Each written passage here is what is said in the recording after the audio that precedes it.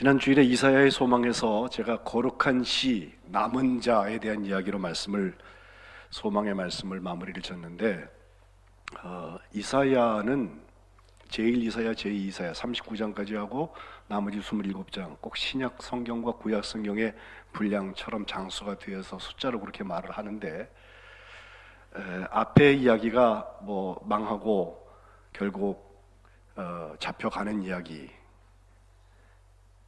히스기야 왕 때까지 있었던 이야기, 이런 얘기들이 주로 나오고 40장부터는 결국 메시아에 대한 얘기가 나옵니다. 그래서 오늘은 여러분하고 메시아를 통한 하나님의 회복과 그 소망에 대한 말씀을 함께 나누고자 합니다.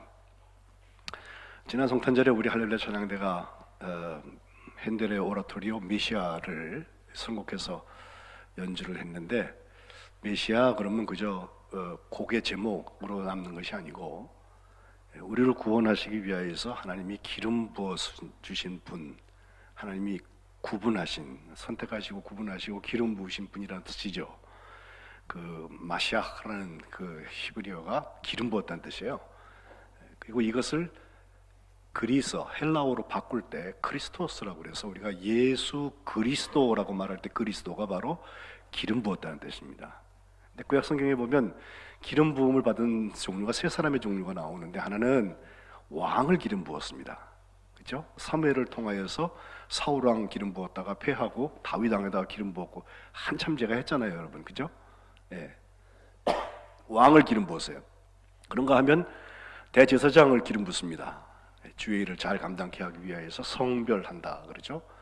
그리고 전부는 아니지만 예언자 중에 하나님께서 특별히 기름 붓는 경우가 있어요. 그래서 이 세 가지 종류의 사람들이 메시아 같은 혹은 크리스토스라고 말할 수 있는 기름 부은 자들, 받은 자들인데, 우리 예수님이 세상에서 하신 일을 이 세 가지로 얘기를 해요. 예수 그리스도의 삼중직이라는 말을 하는데, 왕 되신 예수님, 제사장 되신 예수님, 그리고 예언자로서의 예수님, 이렇게 말을 합니다. 왕 되신 예수님은 천국 권세를 가지고 오셔서 세상을 통치하시는, 그 일이 온전히 이루어질 것은 재림하셔서 역사를 완성하실 때 이루어질 것이다, 이렇게 얘기하고, 또 대제사장 되신 예수님이라고 할 때에는 하나님 앞에 어린 양을 제사해서 하나님께 우리의 죄를 사해달라고 그 대신 제사를 지내는 게 제사장인데, 예수님은 예수님의 몸을 십자가에서 한 번 십자가에서 드림으로써 모든 인류의 죄를 대속하신 대제사장의 역할을 하셨고, 말할 것도 없이 예언자로서 하나님 나라의 말씀을 맡아서 이 땅에 선포하시고 가르치셨던 일들을 하셨습니다. 바로 그 예수님을 메시아라고 믿느냐 믿지 않느냐에 따라서 여전히 유대교인이냐 아니면 우리가 얘기하는 그리스도인이냐라고 구분할 수 있습니다. 똑같은 구약 성경을 같이 읽는데도 그 점에 의해서 달라져요. 유대인들은 아직도 그분 예수는 메시아가 아니라고 생각해요. 이유는 간단해요. 그들에게는 살짝 민족주의적인 성격과 정치적인 성격의 메시아의 개념이 있기 때문에, 우리가 이렇게 압제받고 세상을 돌아다녀야 되고 힘들고 어려운 우리의 삶의 역사에 메시아가 오시면 이 모든 걸 다 해결해 줘서 우리를 구원하시고 자유롭게 하시고 우리를 모든 백성 중에서 선택한 백성으로 높이 세우셔야 되는데, 예수님은 그런 건 안 하시고 십자가에 죽어버리셨어요. 그 다음에 부활하셨다고 그러는데 자기들이 본 일이 없어요. 그러니까 못 믿는 거예요. 예. 그런데 오늘 우리는 다시 이사야라는 선지를 통하여서 주셨던 예수님에 대한 예언들을 먼저 잠깐만 보려고 그래요. 제일 먼저 이사야 40장에 나오는 세례 요한에 대한 예언이 먼저 이루어집니다. 광야에서 외치는 자 소리, 여호와의 길을 예비하는 거, 그죠?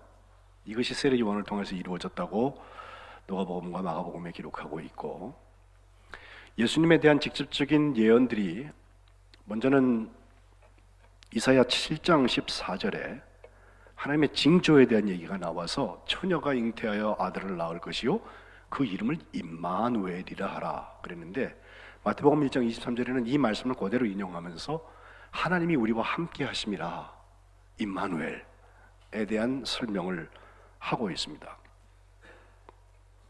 이사야 11장에 가보면 이새의 줄기에서 한 싹이 난다, 그 뿌리에서 한 가지가 난다, 결국 결실하게 될 것이다. 또 10절에도 이새의 뿌리에서 한 싹이 나서 만민의 기치로 선다라고 되어 있는데, 이것은 마태복음 1장에 누가 누구를 낳고 하는 그 모든 족보에 보면은 이새가 다윗을 낳게 되고, 다윗은 우리아의 아내에게서 쭉 연결한 다음에 맨 마지막에 요셉이 마리아에게서 예수라고 하는 그리스도를 낳았다라고 설명함으로써 예수 그리스도, 예수 메시아, 예수 기름 부음 받은 자가 이새의 혈통에서 난다는 것, 다윗의 후손으로 난다는 것을 설명하고 있습니다. 후손으로 났을 뿐 아니라 이사야 9장 6절에 나오는 말씀처럼 다윗의 위에 군림하는 왕으로 우리에게 오셔서 어깨에 정사를 메고 그 이름이 기묘자라 모사라 전능하신 하나님이라 영존하시는 아버지라 평강의 왕이라고 할 것이다 하면서, 이것은 누가복음 1장 32절에 한 번 더 같은 말씀을 해주고 있습니다. 근데 그분이 오셔서 하시는 일이 뭘까 보니까 오늘 이사야 61장 1절에 주 여호와의 신이 내게 임하였으니 이는 여호와께서 내게 기름을 부으사, 그 기름 부었다는 게 메시아예요. 예? 뭘 하나? 가난한 자에게 아름다운 소식을 전하게 하려 하심이라 그랬는데, 이 말씀 역시 누가복음 4장 18절에 다시 한번 예수님께서 시험 받으신 다음에 선언하시면서 사역을 시작하고 계십니다. 말할 것도 없이 메시아에 대해서 가장 이사야가 잘 예언한 것은 이사야 53장입니다. 우리가 고난주간만 되면 이 말씀을 꼭 읽는데, 거기는 고난받는 종으로서의 메시아, 물론 하늘 권세를 다 가지고 계시고 세상을 구원하실 분인 건 분명한데, 그분이 하시는 일의 방법이 고난받는 종이어서 멸시를 받아서 사람에게 실어 버림받았고 간고를 많이 겪었고 질고를 아는 사람이어서 사람들이 멸시했고 우리도 그를 귀히 여기지 않았다 3절에 말씀한 다음에, 실제로 십자가 앞에서는 털 깎는 양처럼, 털 깎는 자 앞에서 잠잠한 양처럼 침묵하셨다, 입을 열지 않으셨다. 능욕을 수없이 당하셨지만 53장 5절의 말씀처럼 그가 찔린 것은 우리의 허물을 인함이고 그가 상한 것은 우리의 죄악을 인함이라. 그가 징계를 받음으로 우리는 평화를 누리고 그가 채찍에 맞음으로 우리가 나음을 입었다고 이사야가 예언하고 있습니다. 결국 이사야 53장 12절에 예언된 대로 범죄자 중에 하나로 헤아림을 받고 자기 영혼을 버려서 사망에 이르게 하고, 결국은 부자와 함께 53장 9절에 부자의 묘실에 악인과 함께 장사되었다라고 했는데, 이 역시 복음서에 다 증거가 되고 있습니다. 이사야 선지를 통하여서 예수 그리스도에 대한 예언이 있었던 것이 이렇게 이루어졌다는 것을 짝 맞추는 것에서 끝나면 안 됩니다. 오늘 61장에 있는 말씀을 특별히 읽는 것은, 그래요, 하나님께서 영을 내리시고 그에게 기름을 부어주신 목적이 분명히 나오는데, 말씀드린 대로 제일 먼저 1장 중반절에 보면 가난한 자에게 아름다운 소식을 전하게 하려 하십니다 그랬습니다. 메시아에게 기름 부으신 이유는 가난한 자에게 아름다운 소식을 전해주시려고 그랬어요.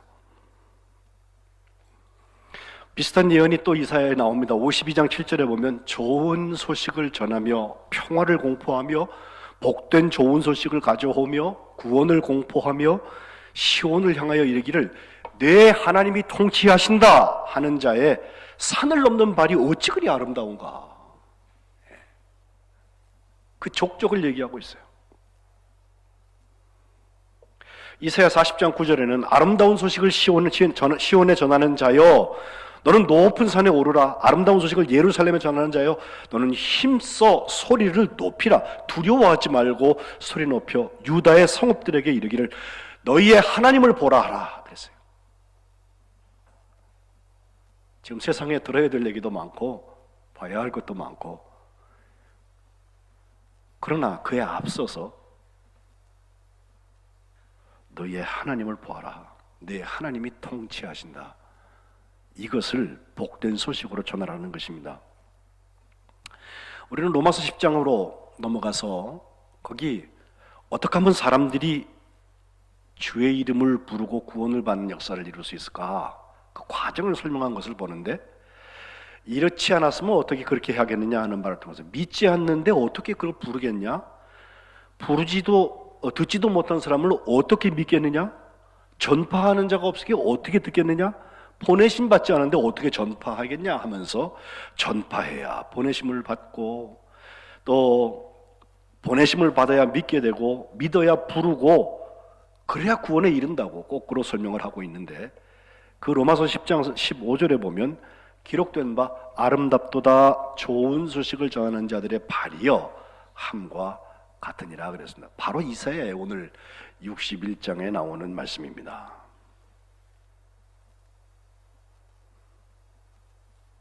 그리고 이 가난한 자, 원어를 풀어보면 조금 겸비한 자, 자기를 낮추는 사람이라고 설명할 수 있는데, 그들에게 주어진 아름다운 소식, 그와 함께 1절 하반절을 보면은 나를 보내셔서 하시는 일들이 쭉 나와요. 첫 번째는 마음이 상한 자를 고치신다고 그랬어요.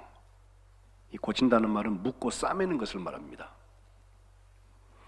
또 1절 마지막 절과 2절에 보면은 뭘 선포한다고 했는데, 선포하는 건 말하는 거예요. 그냥 뭘 선포하나? 포로된 사람에게 자유로움을, 갇힌 자에게 노임을 선포해라. 그리고 여호와의 은혜의 해, 그리고 우리 하나님이 보복하시는 그 날을 선포한다는 거예요. 메시아가 그렇게 하신다는 거죠. 선포와 함께 하나님의 위로가 모든 슬픈 자에게 이루어져서 재 대신에 화관을, 슬픔 대신에 기쁨의 기름을, 그리고 그 근심 대신에 찬송의 옷을 우리에게 입혀주시고, 결국 우리의 이름을 바꾸어서 너는 의의 나무, 하나님께서 심으신 그 영광을 나타낼 자라고 일컬음을 받게 하려 하심이라고 오늘 본문에 기록하고 있습니다.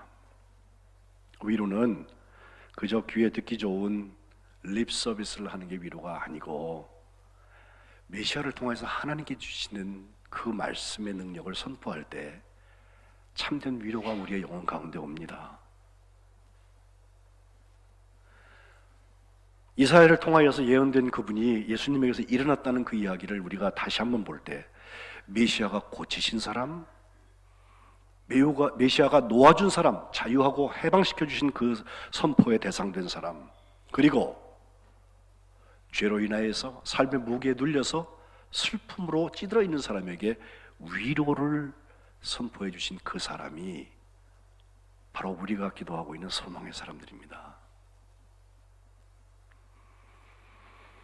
이 사람들이 소망의 사람이요, 이 사람들이 거룩한 씨, 그 지난주에 보는 남은 자들 그루터기들입니다. 그들은 4절에 보니까 오래 황폐하였던 그곳을 다시 쌓기 시작하고, 옛부터 무너진 것을 다시 일으킬 것이고, 황폐한 성읍, 대대로 무너져서 있던 것을 중수할 것, 다시 한번 세워나갈 것이고, 그래서 그들에게는 하나님이 허락해 주시는 신분의 변화가 일어나는데, 저는 메시아에게서 이 얘기가 제일 중요한 얘기 같아요. 그 밖의 사람들, 메시아의 사역과 관계없는 사람들은 우리 양떼도 치고 또 우리 농부, 포도원 지기 이런 건 다 할 수 있지만, 6절에 보면 오직 너희는 여호와의 제사장이라 일컬음을 받을 것이라. 거룩한 백성은 여호와의 제사장, 하나님께 예배하는 사람들이에요. 메시아를 만난 사람은 하나님께 예배하는 사람들이에요. 그래서 요한복음에 예수님께서 소가성 우물가의 여인에게 영과 진리로 아버지 하나님께 예배할 때가 온다. 어떤 법규를 따라서 여기서 해라 저기서 해라 어떻게 해라, 그보다 소중한 게 하나님께 예배하는 그 사람. 오직 너희는 여호와의 제사장이라 일컬음을 받을 것이라. 추석 때가 되면은 추석에 쫓아다니다가 예배 다 까먹고 그러지 마시고 가정 예배를 드리던, 시골에 갔으면 시골에서 그 주변에 있는 교회 가서 예배를 드리던 제사장의 권세를 놓지 마시기 바랍니다. 하나님을 만나는 일이 그만큼 중요해요. 그 다음 두 번째는 하나님의 봉사자라는 표현이 나오는데, 사람들이 너희를 우리 하나님의 봉사자라고 할 것이다. 하나님을 섬길 수 있는 거 아무나 하는 거 아니에요. 하나님의 손이 되고 하나님의 발이 되는 거 아무나 할 수 있는 거 아니에요. 이게 메시아를 만난 사람들이 변화되어서 하는 거예요. 세 번째는 9절에 나오는데, 우리의 자손이 문나라 가운데, 우리의 후손을 만민 가운데 알게 되는데, 이거 보는 사람들마다 야, 그 사람들은 여호와께 복받은 자손이라 이렇게 인정할 거라는 거예요. 추석과 구정 두 번 우리가 명절을 세면 우리 자손들이 다 오잖아요. 그때 우리가 다른 건 몰라도 이 얘기는 해야 돼요. 우리는 하나님께 복받은 자손이다.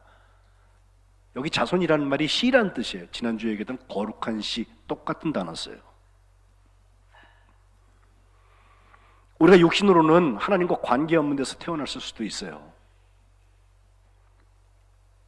그러나 예수 믿고 메시아를 만나고 거룩한 백성으로 바뀌고 한 부르심의 소망 안에서 새롭게 되기 시작하면 그거야말로 여호와께 복받은 씨가 되는 거예요. 이 세 종류의 사람, 여호와의 제사장 예배자, 하나님의 봉사자 섬기는 사람, 그리고 하나님께 복받은 자손, 그 가문, 이들의 공통적인 특징 하나가 있는데 그것은 기쁨입니다. 오늘 7절부터 10절까지 보면 즐거움, 기쁨, 영원한 기쁨, 크게 기뻐하며 기쁨에 대한 얘기가 계속 나옵니다. 그들의 땅에서 갑절이나 없고 영원한 기쁨이 있을 것이라 했고, 여호와로 말미암아 크게 기뻐하며 내 영혼이 나의 하나님으로 말미암아 즐거워하겠다고 했습니다. 마치 비유하기를 하나님이 내게 구원의 옷을 입히신 것이 신랑이 사모, 결혼식을 위하여서 사모를 쓴 것처럼, 또 신부가 자기 보석으로 잘 단장한 것처럼 구원의 옷을 입고 하나님 앞에 서겠다고 하는 거. 오늘 61장 읽었죠? 62장에 보면 유명한 단어가 나오죠. 헵시바와 뷸라라는 표현이에요. 잘 안 읽는 분들은 모를지 모르겠는데 4절에 보면 이렇게 말씀하세요. 다시는 너를 버림받은 자라 부르지 않겠고 다시는 내 땅을 황무지라고 부르지 않겠다. 오직 너를 헵시바라 하며 내 땅을 뷸라라 하리니 이는 여호와께서 너를 기뻐하실 것이며 내 땅이 결혼한 것처럼 될 것입니다. 그랬어요. 우리 결혼 앞두고 있는 가족들도 있는데 결혼 앞에 준비할 거 많잖아요. 다른 모든 것도 준비하는데 잘 준비 안 하는 게 있어요. 기쁨을 준비 안 해. 기쁨. 하나님 앞에 기뻐야 돼요. 결혼하고서 슬프면 어떡해, 그죠? 헵시바라는 뜻, 나의 기쁨이 그녀에게 있다는 뜻을 가지고 있고, 뷸라는 이제 아무 상관없는 사람이 아니라 결혼한 여자다. 관계가 시작됐다는 거예요. 메시아를 통하여서 우리에게 주어지는 여호와를 제사하고 예배하고 여호와를 섬기고 또 하나님께 복받은 가문을 만들어가는 것은 하나님의 기쁨에 맞닿는 거예요.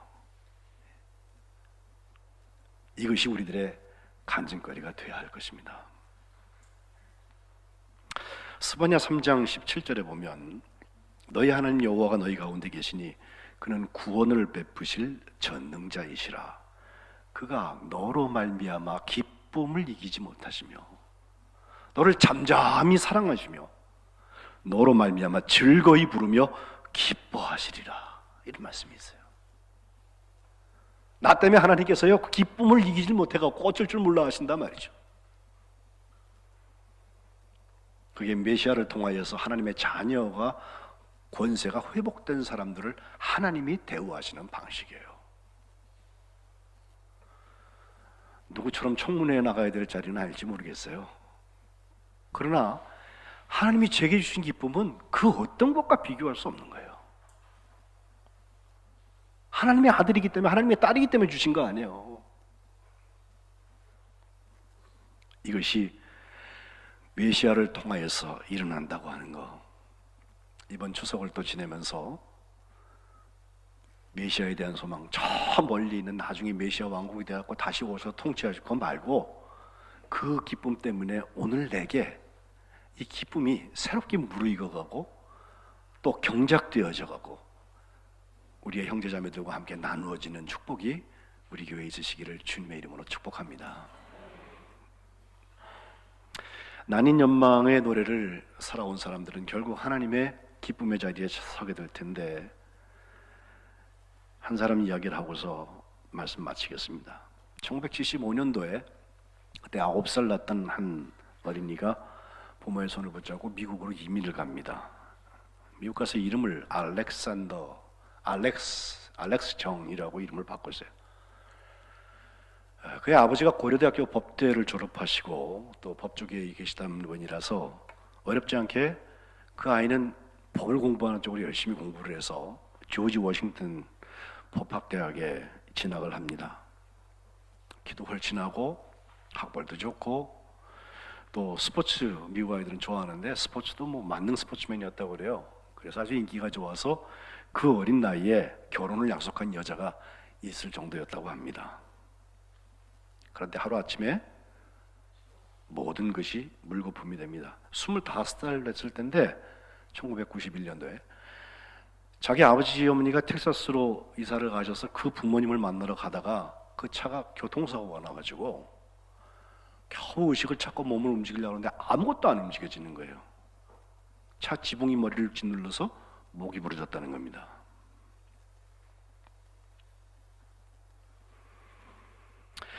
정범진, 알렉스 정, 이 사람은 스스로 생각했습니다. 자기 아버지 어머니를 비롯해서 수많은 한인들이 미국에 정착하면서 법 몰라가지고 그냥 큰 어려움 겪는 걸 보고서 그들을 위해서 일하려고 내가 법대를 갔는데 이제 1년만 더 공부하면 졸업을 하는데 졸업을 앞두고 이 사고 때문에 내 꿈을 접어야 하나? 하나님 왜 내게 이런 시련을 주십니까? 처음에는요 치료하면 낫는다 그래갖고 희망을 가졌는데 희망은 그냥 희망사항이더래요. 재활 가능성은 제로. 자기를 사랑하고 평생을 약속했던 그 여자도 떠났습니다. 보통 이쯤 되면 다 자살 생각하죠. 알렉스도 병원 계단에서 이렇게 휠체어를 하고 이렇게 앉아서 요거 몇 바퀴만 굴리면 계단을 구를 텐데 굴르면 내가 쓰러져 갖고서 결국 죽겠지. 계단을 멍하니 쳐다보다가 그래도 이영만리까지 와가지고 외아들 하나 바라보면서 생고생하시는 부모님의 얼굴 생각이 나서 그 휠체어를 돌리곤 했다고 합니다. 병원에서 태어난 다음에 바깥 출입을 하지 않고 아무도 만나지 않았습니다. 하나님 앞에 정말 원망스러운 마음이 생겨서 하나님 왜 내게 이런 시련 주십니까? 그런데 어느 날 그 범진이 새로운 눈을 뜨게 되는 사건이 생겼습니다. 퀸스라고 뉴욕의 한 지역에 공동묘지를 차로 지나가게 됐는데 그 공동묘지를 이렇게 지나가면서 보면서 마음에 이런 생각이 들더래요. 저 무덤 속에 있는 관은 조그맣겠지. 거기 갇히면 답답하겠지. 그렇게 답답하게 사는 것보다는 내가 힘들어도 열심히 도전하면서 뭘 좀 해봐야 되겠다는 생각이 들어서 내가 혹시 피아니스트나 음악가들 혹은 의학도가 되었다면 내 손이 없고 몸이 움직이지 못하니까 아무것도 할 수 없지만 검사가 된다면 휠체어를 타고도 할 수 있겠다 자신이 생겨서 생각을 바꾸기 시작했어요. 생각을 바꾸니까 소망의 문이 열려지는 거예요. 1년 내내 한탄하면서 몸을 건사하느라고 쉬었던 학업을 다시 시작하는데 팔을 움직일 수가 없으니까 거기에 고리를 끼워서 펜을 끼우고 컴퓨터를 어떻게 조직하는 방법을 터득하는 일에서부터 시작해서 다른 사람들 1시간 할 거 3시간, 4시간 걸려가면서 노력했지만 결국 희망이 그를 견디게 해줬답니다. 내가 할 수 있는 일이 아직 있다. 그러면서 나중에 인터뷰하면서 하는 말, 그 좌절의 늪 구렁텅이 속에서 나를 건져주신 분은 하나님이십니다. 내가 10년 넘도록 지금까지 휠체어만 타고 다니면서 살면서 때로는 하나님을 원망하는 말도 많이 했지만 끊임없이 드리는 마음속의 기도, 그거 하나님께서 들으신 것 같아요. 내가 유아 세례 받고 어려서부터 커오면서 그 보이지 않는 믿음의 힘으로 여기까지 왔으니 내가 믿는 예수님이 나를 여기까지 오게 하신 거죠. 법대 졸업하고 당당히 뉴욕 검찰청에 입성을 하게 되는데 1999년도에는 33살 나이가 되었을 때 부하검사 80명이나 거느리는 부장검사가 됐대요. 어떻게 해서 그렇게 진급했는지 저도 모르겠어요. 몸도 불편한 분이. 검찰청 역사상 최연소였다고 그러고요. 그 뉴욕의 브루클린 지방의 검찰청, 거기 마약, 살인, 각종 형사 범죄 아주 험한 곳인데, 그래서 미국의 인류 검사들만 거기 모이는 곳으로 정평이 나 있다는데 거기서 최연소 부장검사가 돼서 언론의 주목을 받고 인터뷰했었습니다. 그때 그가 꿈을 바꿉니다. 내가 이제 검사했으니 나는 판사도 해보고 싶고 나중에 정치도 해보고 싶고 어떻게든지 해서 정말 같은 처지에 있는 한국의 장애인들한테도 희망을 심어주는 일을 내가 하고 싶어요. 하나님의 기쁨을 경험한 사람이 기쁨을 나누기 시작하는 거예요. 몇 년 전에 뉴욕주 청구법원 판사 겸 뉴욕시 형사법원 차석 판사가 됐다. 거기는 어떻게 검사로 갔다가 판사로 가는 일도 있나 봐요, 미국에는. 어쨌든 됐다니까 된 줄 알지 제가.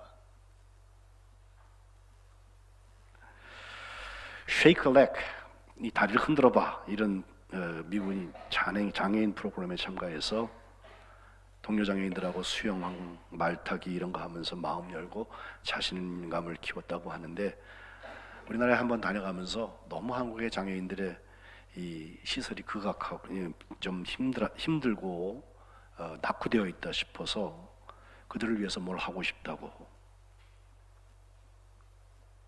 삶은 고마운 것이니 낭비하지 마세요. 뭐든지 노력하면 이룰 수 있습니다. 라고 희망의 메시지를 우리에게 던져줍니다.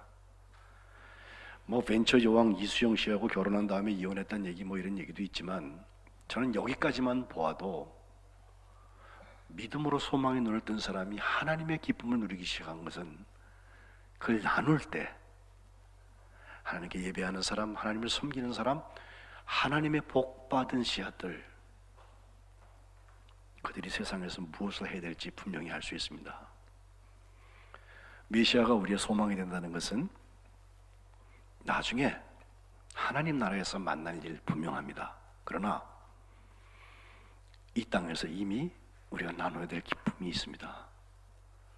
이 추석에 세상 기쁨 가지고선 좋다 그러고 시간 보내지 마시고 하나님께서 우리에게 주신 영적인 기쁨을 함께 나누면서 소망의 길들 걸어가시고 하나님의 꿈과 비전과 사명을 열매 맺으시기를 주님의 이름으로 축복합니다. 기도하겠습니다. 하나님,